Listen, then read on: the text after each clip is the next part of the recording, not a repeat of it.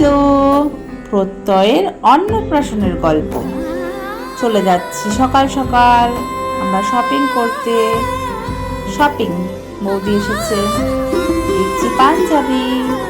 তো অনেক পাঞ্জাবি দেখার পরে ফাইনালি সাদাগুলো পছন্দ হলো। শপিং শেষ, বাড়ি যাচ্ছি। এই যে টোপর নেব, তত্ত্ব সাজানোর জিনিস নেব।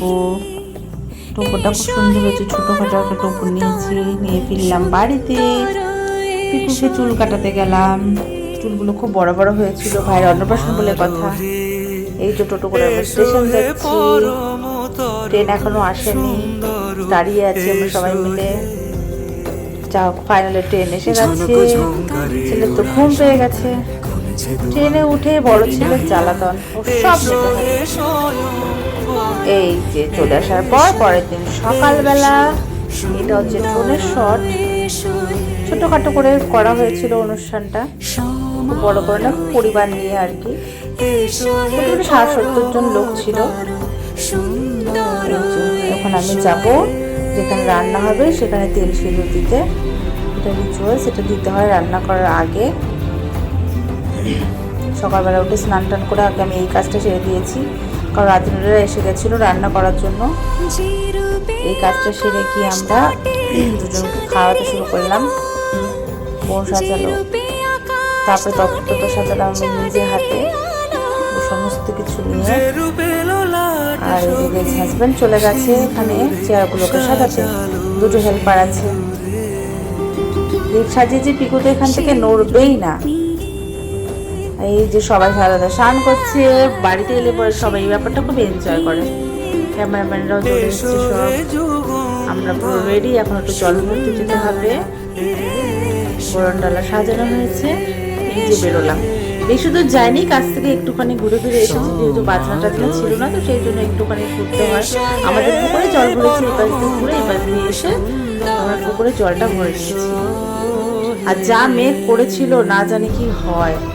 আর যেমনি মানে কাজ সেমনি বৃষ্টি তো খুব হয়েছে।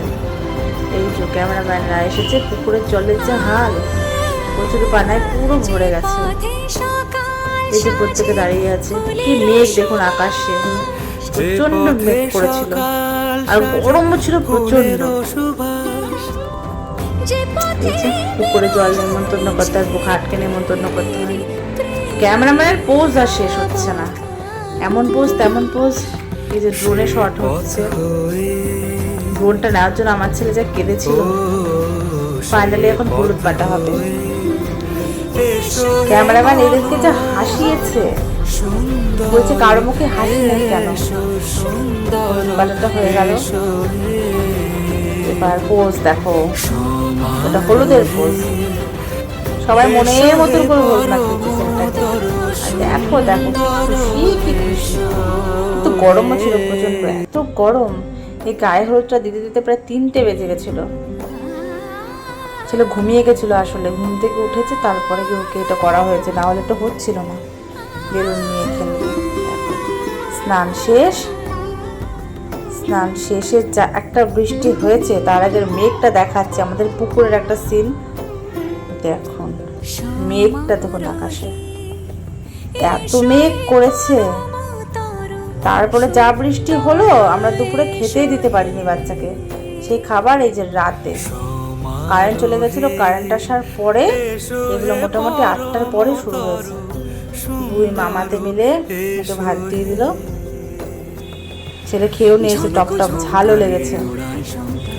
আর গরমও, বৃষ্টি হয়েছিল তাই কি প্রচন্ড গরম ছিল, ও তো থাকতেই গাইছিল না। নেহাতি এখন ক্যামেরাম্যানদের ওইগুলো নিতে হবে, তাই খেলান দেওয়ার অনেক চেষ্টা করা হচ্ছে। দাদু আশীর্বাদ করছে। মালাটা পরাতে পারছিল না, দাদা যা পরিয়ে দিয়েছে। দাদুর আশীর্বাদ করা হয়ে গেল, এবার ঠাম্মি আশীর্বাদ করবে। উলুদিল আবার কান্না করছিল, ঠাম্মির দিকে তাকিয়ে আছে একভাবে, যে কান্না করে দিয়েছে উলুলুর আওয়াজ শুনে ভয় পেয়ে। ওর দাদাও ছোটবেলাতে উলুলুর আওয়াজে ভয় পেত। এবার বড় মামা আশীর্বাদ করবে। বড় মামা আশীর্বাদ করছে। বড় মামার হয়ে গেলে আসবে এবার দাদু। এটা হচ্ছে আমার বাবা, মানে ও দাদু। দাদুর আশীর্বাদ করা হয়ে গেল, এবার করবে ওর আর একটা ঠাম্মি। এই ঠাম্মির আশীর্বাদ করা হয়ে গেল, কপাত করে ধরে রাখবে। এই ঠাম্মির আশীর্বাদ করা হয়ে গেলে করবে আরো একটা দিদা। এবার হচ্ছে ফটো সেশনের পালা। এই যে আমরা সব পরিবার ফটো তুলছি। বড় ছেলে তো কোনো মতেই এলো না ফটো তোলার জন্য, কত করে ডেকেও আসলো না, ও ফটো তুলবে না। যাও, সর্বশেষে ওকে খেতে দেওয়া হলো। ও নিজে হাতে খাবে বা যেমন করে ওর ইচ্ছে, একটা করে তুলছে আর একটা করে খাচ্ছে। সমস্ত কিছু নিয়েছে আর খেয়েছে, ছড়িয়ে ছিটিয়ে পুরো একেকার অবস্থা। ফাইনালি ওকে দেওয়া হয়েছে মাছের মাথাটা। এটা যে ও খাবে এটা আমরা ভাবতেও পারিনি। ইভেন এটা ঝাল ছিল, সেই ঝালটা পর্যন্ত চপচপ করে খেয়ে ফেলেছে। যতবার মাছের মাথাটা দিচ্ছে ততবারই তুলে নিয়ে গিয়ে খেয়ে নিয়েছে। সর্বশেষে একটু নাচের পালা। এই যে বাবা ছেলের যুগলবন্দি চলছে, কোলের উপরে উঠেই ও নাচবে। দেখো এরকম করে নাকি রাখা যায়, নাচটা শুধু দেখো। এমন করতে করতে রাত্রি তখন প্রায় 12টা সাড়ে 12টা বেজে গেছে। আমাদের তখনও খাওয়া হয়নি। খাওয়াটার পরে এবার কে কোথায় ঘুমিয়েছে তার পালা। এই যে হলো ঘুম। প্রত্যেকটা মানুষ সিঙ্গেল সিঙ্গেল বেডশিট না হলে কাঁথা নিয়ে ঘুমিয়েছে। প্রত্যেকটা মানুষ আলাদা আলাদা কাঁথা, আলাদা আলাদা জিনিস নিয়ে, এক একজন মানে পার্সোনাল জিনিস নিয়ে ঘুমিয়েছে। মানে আমার ঘরে যত বেডশিট কাঁথা যা ছিল সমস্ত কটা বার করেছি, বার করে এদেরকে দিয়েছি। রাত তখন প্রায় 2টো মতন বাজছে। এটা একটু তুলে রাখা দরকার ছিল, রেখে দিয়েছি, স্মৃতি হয়ে থাকবে। এই ঘরে তো মুড়ি দিয়ে ঘুমিয়ে আছে এমন করে। 2টো বাজছে, আমার বোন দেখাবে এক্ষুনি। ওবার ঢেকে দিল ঠিকঠাক ভাবে।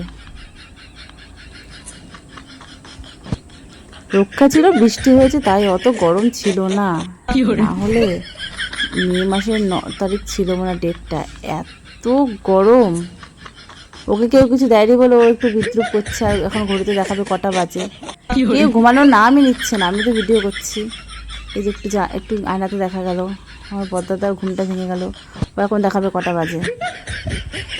2টো বাজে, রাত্রি 2টো বাজছে, কারো চোখে কোনো ঘুম নেই। যাই হোক, ফাইনালি বললাম এবার ঘুমো। সবাইকে বাই বাই বলে ঘুমোতে গেলাম। কেমন লাগলো তোমাদেরকে জানিও ভিডিওটা, তোমরা জানিও কেমন লাগলো ভিডিওটা। হ্যাঁ হ্যাঁ বাবা, 2টোই বাজে, থাম এবার। তাহলে এই ভিডিওটা এখানে শেষ করছি। বাই বাই, সবাই ভালো থাকবেন, সাবস্ক্রাইব করো।